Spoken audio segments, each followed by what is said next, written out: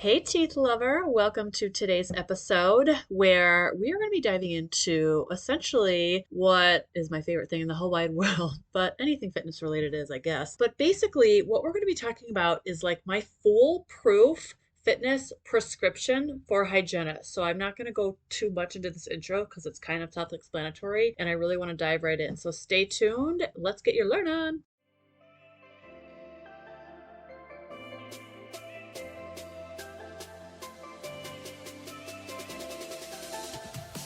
Hey there! Welcome to the Lift for Longevity podcast, where our goal is to build our strongest, healthiest body.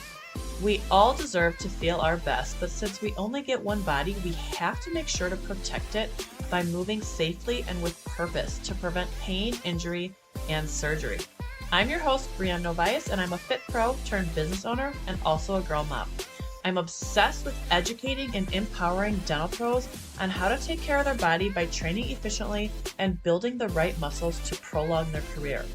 I know you're tired of spending time working out but still dealing with annoying aches and pains, getting rid of your pain temporarily only to have it come right back just a few hours later, or feeling like you never have any energy. You wish there was a long-term solution to get rid of your pain for good. Well, I'm here to give you real-life, actionable steps that you can take today to get rid of your pain, say goodbye to quick fixes, and have energy to live a life that you love. So if you're ready to get stronger, enjoy your life outside the operatory, and have longevity in your career, grab yourself a high-protein snack and let's get to it. Okay, so today we are going to start by chatting about, a common theme that I hear. I'm getting messages all day long from hygienists or comments in my Facebook group or wherever. And like the most common theme, of course, getting rid of pain, but is getting stronger, building strength. A lot of people, they express like their back is weak or even their upper body in general. They just want to strengthen their back, right? It's always strengthen or strong, or I want to be strong and healthy, right? So in case you haven't heard me say the word strong enough, this is the most common theme. And I talk about strength training, all day, every day. And while strength training, resistance training, right, they're great for hygienists. But the thing with strength training is just because you're strength training, you might be getting stronger, but that doesn't mean you're actually building muscle. So this is what I want to talk about today is like my greatest thing since I was 17 years old and started working in a gym was building muscle, right? I was around bodybuilders all day long. I have tons of friends that compete. I've never competed myself because, well, I've been a single mom for almost 18 years and a few months now, working two jobs, raising my kid. I didn't have time essentially, which, a lot of times is excuse, but for me, I don't have the desire, would never ever want to do that diet. So I digress. But when it comes to building muscle, I always talk about how it's a science, right? I have so many hygienists that message me and they're like, I work out all the time. I feel stronger, but I still have pain, right? Okay, great. Well, not great, but this is the thing. Just because you're strong doesn't mean that you have muscle at the end of the day, right? There's so many people, like look at parkour people. I know that's like such a extreme example, but like they're strong as hell. They probably can't even deadlift as much as me. And there's nothing wrong with that, but I'm just trying to give you that example of like strength and building muscle are two completely different things. Sometimes they go hand in hand. Like, of course, bodybuilders, yes, they're strong, but their muscle, their physique is a lot more defined and developed. This is what's known as hypertrophy, right? And so this is what I'm going to talk about. Building muscle is known as hypertrophy in like the fitness world, right? And so, growing up as essentially a bodybuilder, even though I didn't compete, I've always trained like that. And there's a science behind building muscle. And the reason that I'm talking about this today is because let's take yoga, for example. A lot of hygienists, they love yoga, right? And I think yoga is great for like the mental aspect, but personally, I think it's a lot on your wrists and your shoulders, and most hygienists' core is very weak. So sometimes I wonder how they get through it. But, if you like that, continue doing it. Like, I'm not here to tell you what to do. That's never my intention. However, when you're doing yoga, maybe you can hold that lunge pose or warrior pose. I don't even know what they're called for longer, right? You have more endurance. Or even if you're like holding a plank for a minute when before you can only do 30 seconds, like you're progressing in strength, but that doesn't mean you're building muscle. You're not building muscle at the end of the day. It's like your body is adapting and it's recruiting those muscles. It's more familiar. It's kind of like your body identifies and knows what to activate more, like in layman's terms. But I'm not really going to talk about building strength too much because I want to dive into like how do we actually build muscle and why we need to build up our underactive muscles essentially in the posterior. That's not always the case, but like we'll use the mid and the lower traps, for example, right? I posted a reel the other day about how I see hygienists do the bent row wrong all the time. And the reason, well, I can see with my eyeballs that they're doing it wrong, but I have a lot of clients who are like, Brianne, I can't do as much weight as you tell me to because you're not doing it right. And when you're not hinged all the way back, if your hips aren't far back and your chest isn't facing the ground like a proper hinge, or if you're like rowing upright instead of pulling your elbows back, if you don't know what I'm talking about, I can send you the reel if you want to see it so I can kind of show you the proper form and the improper form. But the reason that you're not able to do as much as you think is because you're not performing the exercise correctly, because you're not using your lats essentially.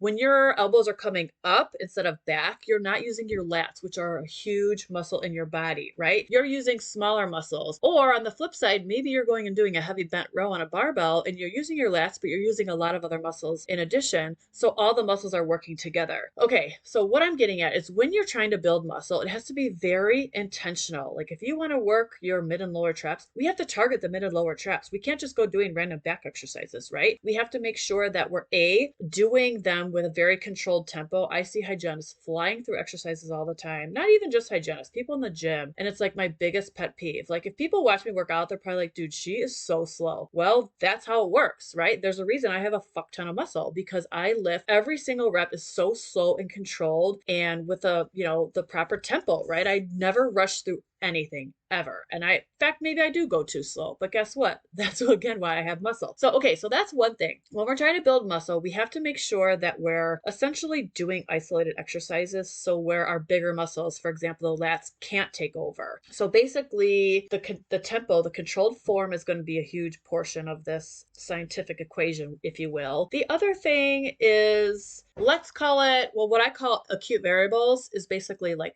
the number of reps, sets, volume, right? If you're doing like 4 or 5 sets versus 2 or 3, right? All these things make a difference. But when we're looking to build muscle, you want to do like 15 reps, maybe 12's fine. But the more reps, the first few, you're not really going to get a whole lot of results. Like if you're just doing, 6 or 8 reps or, even 10, I don't love 10. I never have. You should be able to do a couple more. Those last reps, those effective reps, that's where the magic happens, right? That's where the muscle fibers are going to tear. That's where growth's going to happen once you rebuild when you're sleeping. So basically, like if you look at bodybuilders, they're always doing heavy weight with like 15 reps, sometimes 20. I know competitors, sometimes they'll even do a drop set of like 30 reps, which is crazy. But, it's not necessarily heavy weight, but it's about making the most out of that movement and making that muscle fatigue. So, if you look at powerlifters, okay, of course I'm using like extreme examples, but this is my life, right? I'm in the fitness world. So if you look at powerlifters, they're lifting heavy AF, they're doing like 3 reps, maybe 5.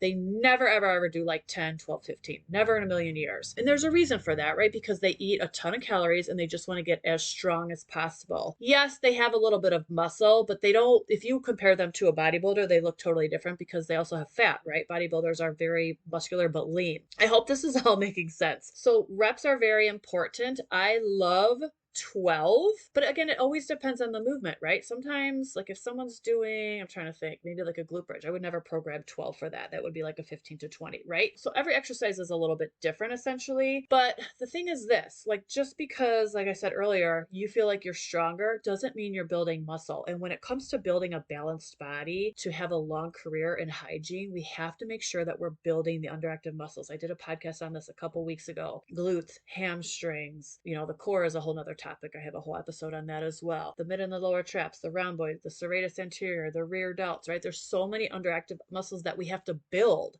We have to build these muscles up so that they're bigger through hypertrophy, right? Not just getting stronger. So these are two completely different things, guys. Even like, I'll use a push-up for an example. Like I don't recommend push-ups for hygienists, but in my a million years in fitness, I see people all the time, their hands are so far forward. They're literally using their shoulders. And I'm like, oh, I can't do it. Well, no kidding, because you're not using your chest, which is like a huge muscle. So, but with that said, if you put your hands back and you actually use your pecs and you're able to do more push-ups, the more you do them, the more you're going to be able to do, right? And you're going to get stronger, maybe do 5 push-ups before when you can only do 1, right? You're going to gain strength, but that doesn't mean you're going to develop your pecs and your shoulders. Absolutely not. Like that's not how it works. So my biggest takeaway for you today is this, like we need as hygienists, one 1,000, 50%. I don't even know if that's a number. It's not, but just like exponentially, we need to build muscle. We're not, I'm not a group fitness instructor. I'm not a freaking beach body coach. Like, I'm not just giving you random exercises and having you go through motions. Like, the reason my clients get results